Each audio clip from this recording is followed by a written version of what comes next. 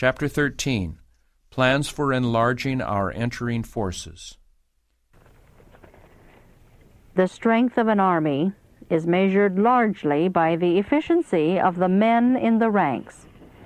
A wise general instructs his officers to train every soldier for active service. He seeks to develop the highest efficiency on the part of all. If he were to depend on his officers alone, he could never expect to conduct a successful campaign. He counts on loyal and untiring service from every man in his army.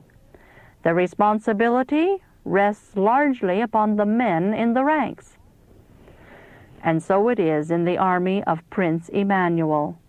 Our general, who has never lost a battle, expects willing, faithful service from every one who has enlisted under his banner.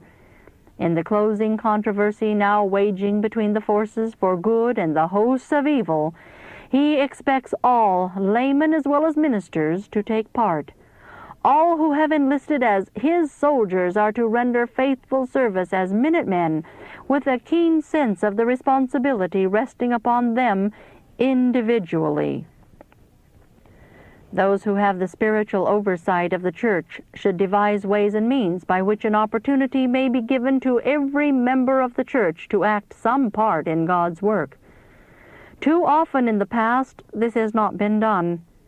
Plans have not been clearly laid and fully carried out whereby the talents of all might be employed in active service. There are but few who realize how much has been lost because of this. The leaders in God's cause, as wise generals, are to lay plans for advance moves all along the line.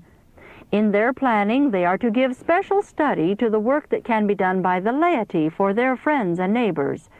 The work of God in this earth can never be finished until the men and women comprising our church membership rally to the work and unite their efforts with those of ministers and church officers.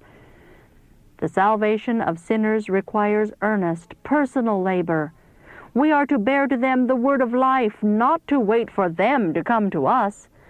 Oh, that I could speak words to men and women that would arouse them to diligent action. The moments now granted to us are few. We are standing upon the very borders of the eternal world. We have no time to lose. Every moment is golden and altogether too precious to be devoted merely to self-serving. Who will seek God earnestly, and from Him draw strength and grace to be His faithful workers in the missionary field?